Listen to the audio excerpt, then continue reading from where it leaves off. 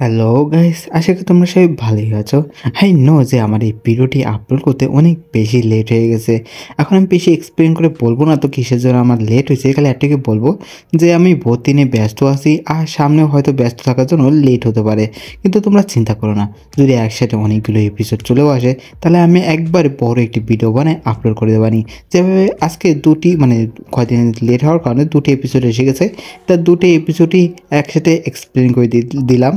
এভাবেই আমি আরও এক্সপ্লেন করে দেবানি। ওকে, তার জন্য তোমরা অবশ্যই সাপোর্ট করতে থাকিও, কারণ সাপোর্ট যদি না করো তাহলে হয়তো আমি কন্টিনিউ না করতে পারি নাকি। এসেন্টে সাপোর্ট যত দেখাবো আমি অতটাই কন্টিনিউ করার চেষ্টা করতে থাকবো আমার সর্বোচ্চ দিয়ে। ওকে, আর কিছু বলবো না, ভিডিওটি শুরু করা যাক। এপিসোড শুরুতে আমরা দেখতে পারি যেখানে লিনজিয়াং কন্টিনেন্টের লংজিয়াং সিটিতে, যেখানে কোনো একটি জায়গায় একটি মিটিং বসেছে। আর সেখানে আমরা একটা পরিচিত চেহারা দেখতে পারি, যেখানে যাকে আমরা অনেক আগে এপিসোডে দেখেছিলাম একটি সায়েন্টিস্ট, বা বলতে পারো একটা কোর বা দুটা কোর নিয়ে যাচ্ছিল সেই লোকটি হিসাবে। যাই হোক, তখনই সে কাউকে দেখে বলে জেনারেল ইয়ে। তখন আমরা দেখতে পারি একজন লোক যার নাম জেনারেল ইয়ে, সে এসে একটি সিটে এবার বসে আর তারপর বলে সবাই বসুন। তারপর আমরা যদি তার আইডেন্টিটি সম্পর্কে জানতে পারি, যার নাম ইয়ে নানটিয়ান, সে লিনজিয়াং কন্টিনেন্টের সেনাবাহিনীর জেনারেল। সে বলে যে আমি এখানে প্রত্যেকটা কমান্ডারকে জরুরিভাবে ডেকেছি, কারণ আমাদের এই লিনজিয়াং কন্টিনেন্টে হঠাৎ করে একটি আন্ডার ওয়াটার জায়ান্ট ক্রিয়েচার দেখা গিয়েছে। তারপরে একজন কমান্ডার হতে পারে, আমি শিওর তো না, কিন্তু সে একটা ছবি দেখে এক্সপ্লেন করে বলে যে গত রাতে নজরদারি করার সময় এটি দেখা যায়। তার দৈর্ঘ্য হয়তো 30 মিটারের বেশি হতে পারে। সে একটি মালবাহী জাহাজের পরে অ্যাটাকটি করে আর সেখানে 30 জন লোক মারা যায় সেখানেই। তখন এই সব দেখার পর সেখানকার কমান্ডার বলে যে এই মনস্টারটা কোনো সাধারণ মনস্টার না, আর এটির লেভেলও কোনো কম টমতো হবে না, কমপক্ষে হলো লেভেল 3-র মনস্টার তো হবেই। তখন কমান্ডার বি বলে হ্যাঁ, কিন্তু আমাদের বর্তমান লিনজিয়াং যে সেনাবাহিনীর পাওয়ার, যুদ্ধের পাওয়ার, সেই আন্দাজে এই মনস্টারটিকে মারা এত বেশি সোজা হবে না। তখন কমান্ডার সি বলে হ্যাঁ, কিন্তু তাই দেখে এই না যে লিনজিয়াং কন্টিনেন্টে আমরা এই মনস্টারটিকে এভাবেই ছেড়ে দেবো যাতে সে এই কন্টিনেন্টটিকে ধ্বংস করতে পারে। তখন জেনারেলি বলে যে সুতরাং এখন তোমার কাজ হচ্ছে সেই মনস্টারটাকে এত বেশি ভয় দেখানো যাতে সেই লিনজিয়াং কন্টিনেন্টের আশেপাশে আসারও সাহস না করে। তখন এই কথা শুনে সেই প্রত্যেকটা কমান্ডার বলে ইয়েস স্যার। তখন আমরা দেখতে পারি সেই সায়েন্টিস্টকে, ভাই যার নাম আমার মনেও নেই, আবার তো সায়েন্টিস্টই বলবো। ওকে, সে বলে জেনারেল আমি সেই ডঙ্গো সিটিতে সেই পাওয়ারফুল কাল্টিভেটরকে চিনি, যার কথা আমি আগেও বলেছিলাম। তাকে কি আমরা এখানে আমন্ত্রণ করব? তখন এই কথা শুনে জেনারেল পুরো অ্যাটিটিউডের সঙ্গে বলে যে প্রফেসর জাং, ইয়ান হান এম্পায়ারে এত জনসংখ্যার ভিতর একজন ট্যালেন্টেড পাওয়ারফুল ব্যক্তি থাকা এটি অনেক বেশি অস্বাভাবিক কিছুই না, এটি খুবই স্বাভাবিক। আর তাছাড়া সে একাই যতই বেশি পাওয়ারফুল হোক না কেন, লিনজিয়াং যে সেনাবাহিনীর 100 জন সেনাবাহিনীর চেয়ে কি সে একাই পাওয়ারফুল হতে পারবে? সে 100 জন সেনাবাহিনী সেটা কি একা ফাইট করতে পারবে? হ্যাঁ, আর তাছাড়া আপনি যেভাবে বলতেছেন কথা শুনে মনে হচ্ছে যে ড্র্যাগনের মাথা তো আছে কিন্তু ড্র্যাগনের লেজে নেই। যাই হোক, সে এখন কোথায়? হ্যাঁ, তারপরে শিফট হয়ে আমরা দেখতে পারি কাল্টিভেশন ওয়ার্ল্ডে, যেখানে মেন ক্যারেক্টার অলরেডি চলে এসেছে, যেখানে একজন ওয়েটার এসে মেন ক্যারেক্টারকে বলতেছে স্যার ইওর টি। তখন মেন ক্যারেক্টার বলে ওয়েটার, আমি একজন ট্রাভেলার মার্চেন্ট, আমি 3 মাস আগে এখানে এসেছি। আমার ঠিক মনে আছে এই টি হাউসের আগে নাম ছিল হু টি হাউস, এটির নাম চেঞ্জ করা হয়েছে কেন? হ্যাঁ, তখন ওয়েটার বলে যে স্যার আপনি হয়তো জানেন না যে উ ফ্যামিলি উজি সেক্টের লোকেদের আশ্রয় দিয়েছিল, আর এটি জানার পর গ্যাং সেক্ট তাদের প্রত্যেকটা সম্পত্তি কেড়ে নিয়েছে। এই কথা শোনার পর মেন ক্যারেক্টার মনে মনে ভাবতেছে যে আমি জানতাম এরকম কিছু না কিছু তো হবেই, ও ফ্যামিলিতে বেশি দিন তারা থাকতে পারবে না, এরকম বড় বিপদ তো আসবেই। কিন্তু আমি এখন ভাবতেছি ও ফ্যামিলিতে যারা লুকিয়েছিল তারা এখন কি অবস্থা? হ্যাঁ, তারপরে হঠাৎ করে মেন ক্যারেক্টার অ্যাক্টিং করতে করতে বলে ও কি ভয়ঙ্কর, সেই ডেমনিক কাল্টিভেটরের এখন কি অবস্থা? হ্যাঁ, তারা কি ধরা পড়েছে? আমি এখন কোনো বিপদে পড়তে চাই না। তখন ওইটার অনেক খুশি হয়ে বলে যে স্যার কোনো চিন্তা করার কোনো দরকার নেই, কারণ লিং লিয়াং যে টেম্পল আর গাও সেক্ট একতা হয়ে টোটাল অনেকগুলো কাল্টিভেটারকে তাদেরকে হার্ন করার জন্য পাঠিয়ে দিয়েছে। আর সেই ডেমনিক কাল্টিভেটারের বজ্রদের দক্ষিণ যে কুয়াশাযুক্ত যে পাহাড় আছে সেখানে পালিয়ে চলে গেছে। এই কারণে এখন সিটি একদম সেফ। তখন এই কথা শোনার পর মেন ক্যারেক্টার খুশি হয়ে তারপর তাকে রিওয়ার্ড দিয়ে দেয় আর সেও খুশি হয়ে যায়। আর মেন ক্যারেক্টার বলে, যাক এবার আমি আরামসে রেস্ট নিতে পারবো।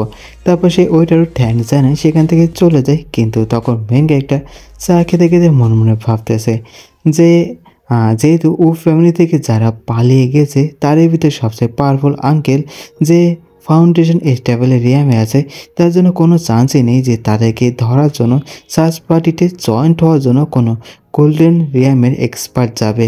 তাই আমি একজন কমরেড ফাউন্ডেশন স্টেবলি রিয়ামের কাল্টিভেটর আর হওয়ার কারণে আমি আরামসে বলতে পারি যে আমি তাদেরকে ডাউন করতে পারবো। আর আমার life bound artifact the soul shaking cloth এইগুলো পুরোপুরি ম্যাক্সিমাম পাওয়ার রিলিজ করার জন্য কমপক্ষে হলো ফাউন্ডেশন স্টেবলের কোনো কাল্টিভেটর হওয়া দরকার। আর ব্লু স্টারে এমন কোনো জম্বি নাই যেগুলো এগুলোকে মিট করতে পারে। আর তাছাড়াও এখন এইটাই সবচেয়ে ভালো পারফেক্ট সময় যে ফাউন্ডেশন স্টেবলের রিয়ামের কিছু কাল্টিভেটরের সোল কালেক্ট করার।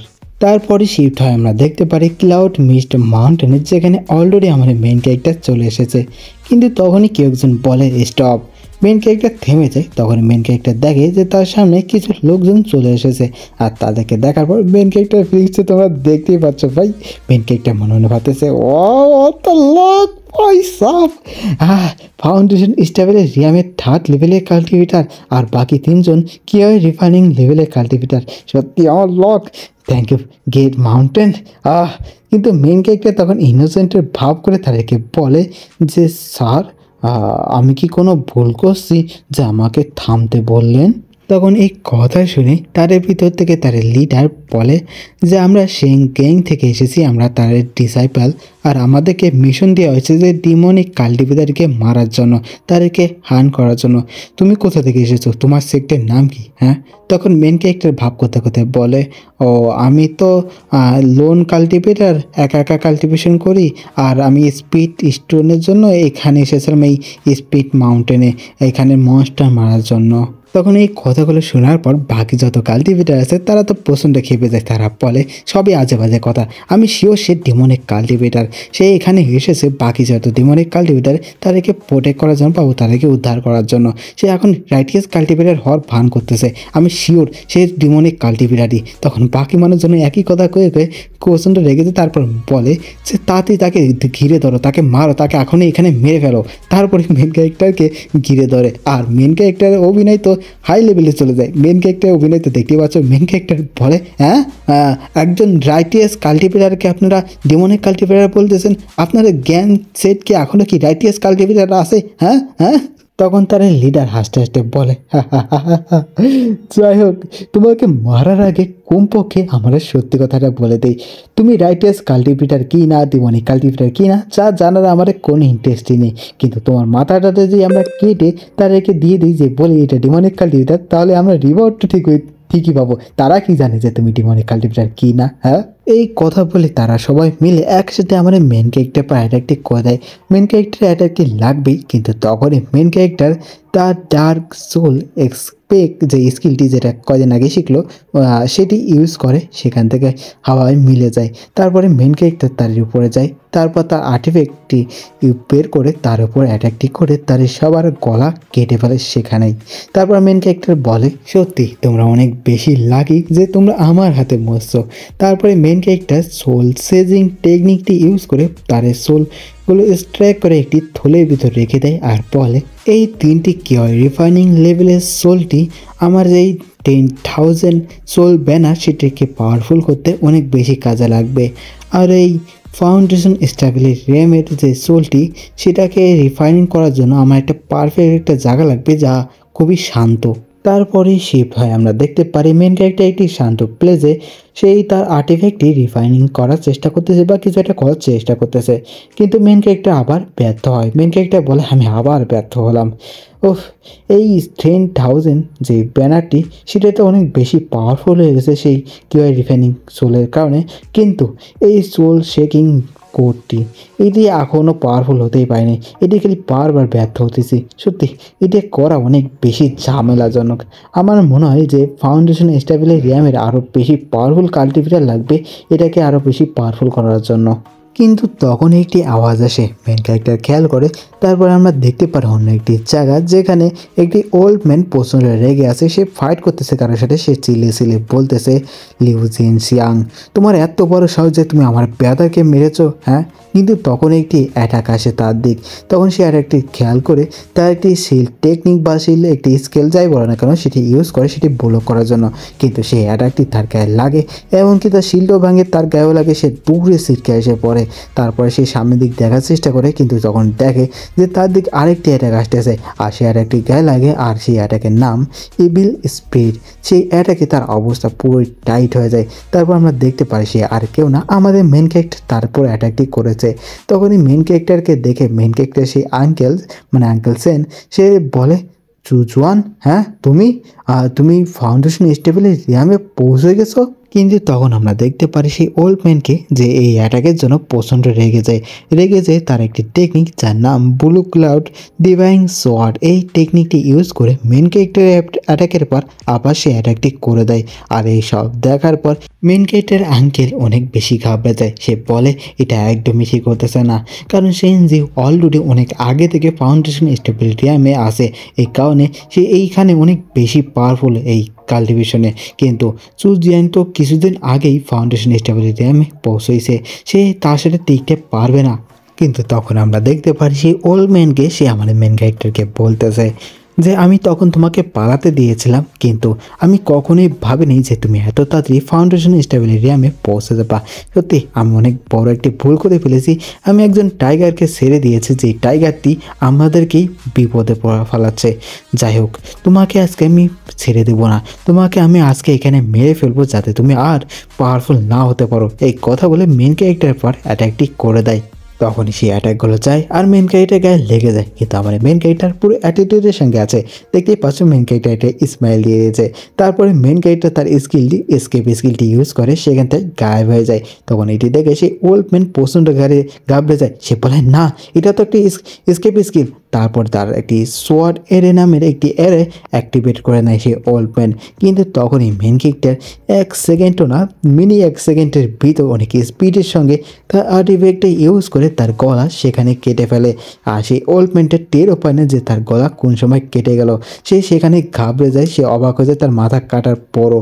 তখনই মেন ক্যারেক্টার তা মরার পর তারপর তার বডি থেকে তার সোল বের করে ফেলে। বের করার পর মনে মনে বলে, সত্যি কথা বলতে এই সোলটি অনেক বেশি কনডেন্স। আমি আগে যে সোলটি পেয়েছিলাম ওই সোলের থেকে এই সোলটি অনেক বেশি পাওয়ারফুল আর ভালো। আমার মনে হয় এই সোল কিলিং যেই ক্রপটি সেটির জন্য এই সোলটি সবচেয়ে একদম পারফেক্ট হতে পারে আমার যতটুকু মনে হয়। আর ভাই তোমার নাম হয়তো চেঞ্জ হওয়া লাগতে পারে যে সোল কিলিং রোপ। এখন ভাই এক কথায় বলবো এই নাম চেঞ্জ হতেই থাকে, এক এক সময় এক এক নাম রাখে। এর জন্য আমিও নাম মাঝে সাথে চেঞ্জ করে ফেলাতে পারি, বা আমি সরাসরি আর্টিফ্যাক্ট বলতে পারি। ওকে, তোমরা একটু বুঝে নিও।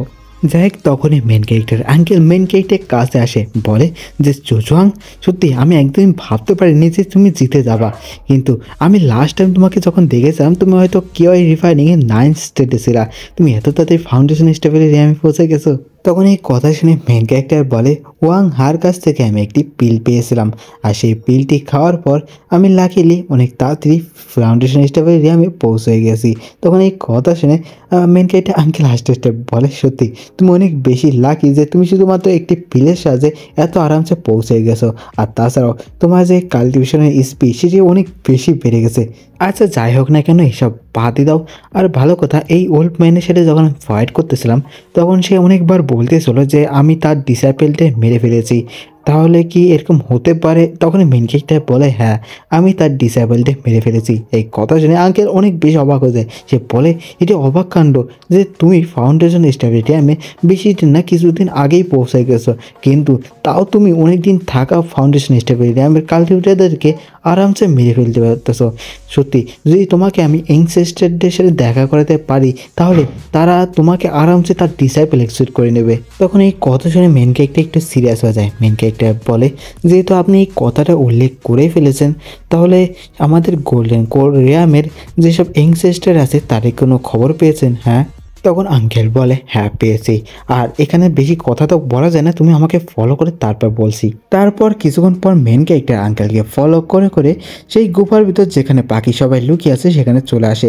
তখনই আঙ্কেলকে দেখে বাকি সবাই খুশিতে বেরিয়ে আসে যে আঙ্কেল চলে এসেছে, কিন্তু তখনই তাদের নজর পড়ে আমাদের মেন ক্যারেক্টারের পায় যে মেন ক্যারেক্টার এসেছে।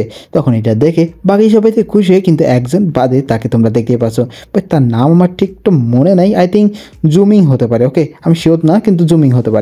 যাই হোক, তারপরে তাকে দেখার পর তারা সবাই বলে, বেদার চুজওয়ান আপনি এখানে? হ্যাঁ, আপনি এখানে কী করে আসলেন? গাঁও সেক্টে যে বেড়া সেখান থেকে কীভাবে বেঁচে আসলেন? তখন আঙ্কেল এক্সপ্লেন করে সবাইকে বলে যে চুজওয়াং সে অলরেডি ফাউন্ডেশন স্টেবিলিয়ামে পৌঁছে গেছে, থ্যাংক গড, কারণ সে যদি আজকে না থাকতো আমি হয়তো বেঁচে ফিরেও না আসতে পারতাম, কারণ গাঁও সেক্টের সেনশিয়াংকে সেই মেরেছে, আর তাছাড়াও বাকি আরও কিছু এনিমিদেরকেও সেই মেরেছে, আর এই সব কারণে সেক্ট অনুযায়ী তার একটি র্যাঙ্ক বেড়ে গেছে, তাই আগুন থেকে তোমরা তাকে আঙ্কেল চু বলে ডাকবা। তখন এই কথা শোনা মাত্রই বাকি সবাই একসাথে গ্রিটিং করে বলে, গ্রিটিং আঙ্কেল চু।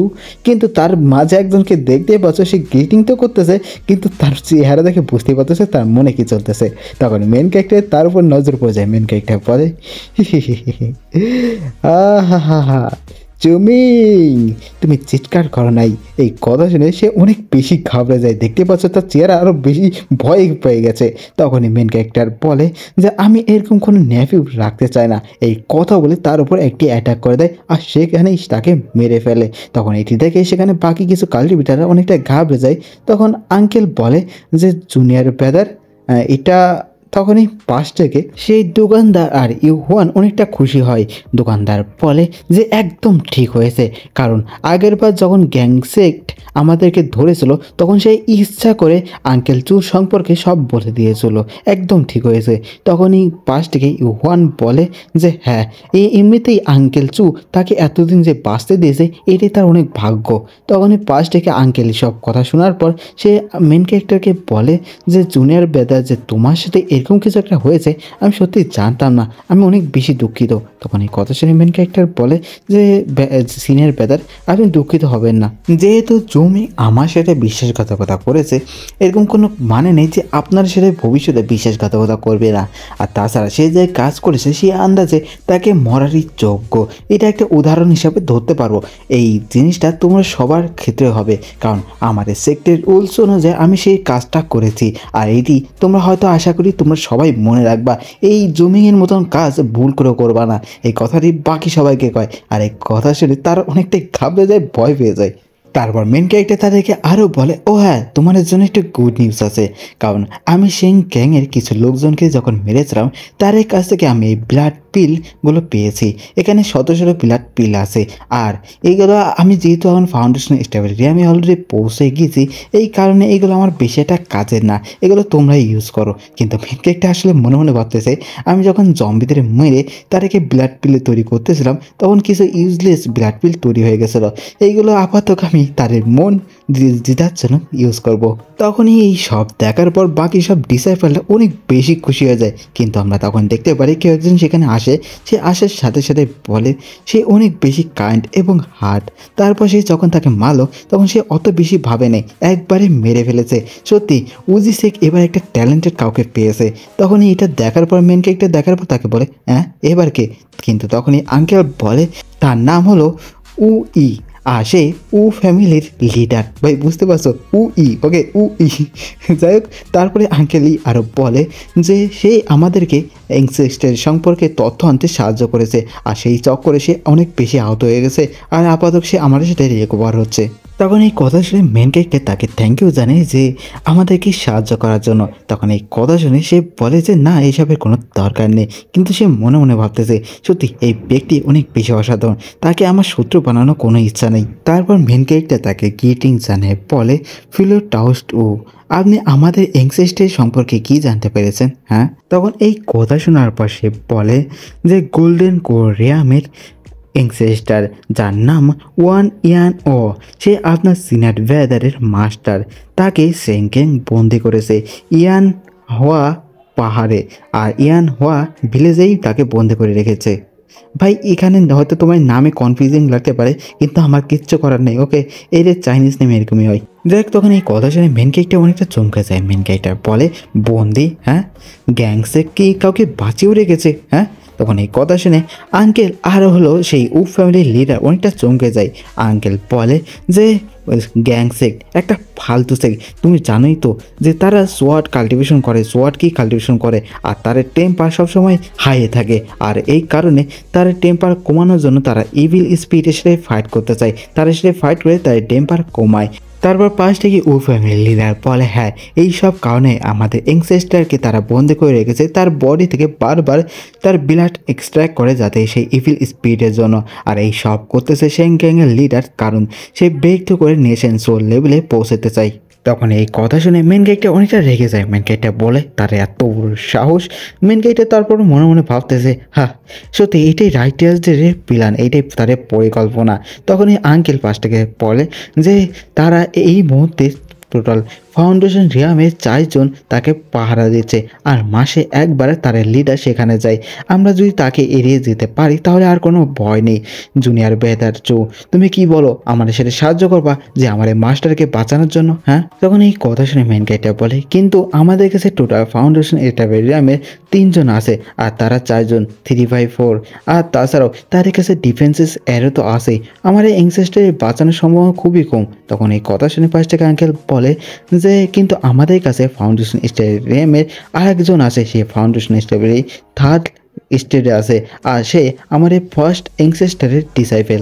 তখন এই কথা শুনে মেন ক্যারেক্টার তো চমকে যায়। তারপর আঙ্কেল আরও বলে যে সে ফাউন্ডেশন স্টেডিয়ামের অনেক বেশি ট্যালেন্টেড, তার সম্ভাবনা আছে যে সে গোল্ডেন কোরিয়ামে পৌঁছানোর সবচেয়ে বেশি চান্সেস, আর তার নাম হলো সিনিয়র সিস্টার লি জোয়ান ইউ। তারপর ও ফ্যামিলির লিডার বলে যে আমি তার সাথে দেখা করেছিলাম, সে তার নিজের পরিচয় লুকিয়ে এখন সে নিজের জীবন কাটাচ্ছে। সে এইসব বিষয়ে একবারে ইগনোর বা বলতে পারো ভুলে গেছিলো, কিন্তু যখন আমরা এনসেস্টারকে বাঁচানোর কথা বললাম সে একবারেই রাজি হয়ে গেছে। কিন্তু সে একটা শর্ত দিয়েছে যে তাকে সে এল্ডার যে ডিসেবল বা বলতে পারো ফার্স্ট ডিসেবল বা বলতে পারো মেন ডিসেবল বানাতে হবে। তারপরে হঠাৎ করে আঙ্কেল মেন ক্যারেক্টার সামনে হাঁটু গেড়ে বসে পড়ে আর বলে যে আমার কাছে এখন সংখ্যা হিসাবে লোক আছে, আশা করি জুনিয়র বেদার আমাদেরকে সাহায্য করবে, আমাদের সেটা যোগ দেবে যাতে আমরা এনসেস্টারকে বাঁচাতে পারি। আর এনসেস্টারকে যদি আমরা বাঁচাতে পারি তাহলে আমি নিজে যে এনসেস্টারকে বলবো যাতে তোমাকে তার ডিসেবল হিসাবে অ্যাকসেপ্ট করে নেয়, গ্রহণ করে নেয়। তখন এইসব দেখার পর মেন ক্যারেক্টার একটু ঘাবড়ে যায়। মেন ক্যারেক্টার বলে যে সিনিয়র বেদা উঠুন, তাতে উঠুন প্লিজ, দয়া করে উঠুন। কিন্তু মেন ক্যারেক্টার তখন মনে মনে ভাবতেছে, আমাকে যদি গোল্ডেন কোর স্টেজে পৌঁছতে হয় তাহলে আমার একটা গোল্ডেন কোর স্টেজে একটা স্কিল হলো দরকার হবে, আর গাইডনেস হলে তো আরও ভালো, আমি আরও সহজে গোল্ডেন কোর স্টেজে পৌঁছতে পারবো, আর এই কারণে আমি সব কিছুই করতে পারি। তারপর মেন ক্যারেক্টার সিনিয়র বেদারকে বলে যে সিনিয়র বেদার একদমই চিন্তা করার কোনো কারণ নেই, যদি এনসেস্টারকে বাঁচানোর জন্য আমার আগুনের ভিতরে যেতে হয় আমি যেতে রাজি, যদি পানির ভিতরে যেতে হয় তাও আমি রাজি। আর এর সাথে সাথে আমার এপিসোডটি এখানে শেষ হয়ে যায়। ভাই ভিডিওটি ভালো লাগলে অবশ্যই একটি লাইক কমেন্ট শেয়ার করে দাও। আর দাঁড়াও, আগে আমার কথাটা পুরো শুনে যাও, ওকে, ইম্পর্টেন্ট কথা। কারণ আমার এই ভিডিওটি তৈরি করতে একটু সময় লাগছিলো, আর এর ভিতরে আমি সিদ্ধান্তও নিয়ে নিয়েছি, আর আমার চান্সও হয়ে গেছে আমার কোন ইউনিভার্সিটি ভর্তি হব। এখন হয়নি, ভর্তি হতে যাব, এই রবিবারে যাব। তা এই কারণে এখন তোমরা বুঝতেই পারছো যে তুই ইউনিভার্সিটিতে ভর্তি হব, সেখানে হোস্টেল মোস্টেল থাকা লাগবে। এইবার ভিডিও আপলোড করতে এমনিতেই লেট হয়, তারপর আরও লেট হতে পারে। আমি জানি না সেখানে কী হবে না, কেমন হবে না, অবশ্য বুঝতেছি না আমি সেখানে কী হবে না। ওকে, আমি জীবনে কোনো হোস্টেল মোস্টেল থাকিনি, এই জন্য আমি বলতে পারবো না সেখানে কি ভিডিও বানাতে পারবার নাকি সেভাবে। তা চেষ্টা করবো, আমি অবশ্যই চেষ্টা করি ভিডিও বানানোর। তোমরা যদি সাপোর্ট করো তাহলে তো আরও বেশি ভালো হয়। আর আজকে দেখলাম একজন কমেন্ট করেও বললো, ভাই 10 দিন হয়ে গেল ভিডিও আপলোড করো না। ভাই কী করবো, ঠান্ডা, অতিরিক্ত ঠান্ডা, এই জন্য আর তাছাড়া এইসব প্রেশারে ছিলাম এতদিন। প্রেশার একটু কমে গেছে, মাথার ভিতরে চিন্তা নাই, এখন রিল্যাক্সে ভিডিও বানাতে পারবো যতদিন ফ্রি তো আসি। আর ভালো কথা, আরেকটা এপিসোড আইসলো ওই যে ইনকসেটের, তা সেটা আমি এক্সপ্লেন করার চেষ্টা করবো যাওয়ার আগে। ওকে, যাওয়ার আগে আমি ওটা এক্সপ্লেন করে আপলোড করে দেওয়ার চেষ্টা করবো কাল পরশুর ভিতরে। আই থিঙ্ক কালকে আমি এক্সপ্লেন করে আপলোড করে দেবো না। ওকে, তা অবশ্যই একটু সাপোর্ট দেখো যাতে মোটিভেট থাকে মনের ভিতর। মোটিভেট যদি চলে যায় ভিডিও বানাতে একদম ইচ্ছা করে না, আগেই বলে দিলাম। অবশ্যই লাইক আর একটা কমেন্ট, অবশ্যই কমেন্ট বেশি করে। ওকে, আর কিছু বলবো না, good bye, tata, see you.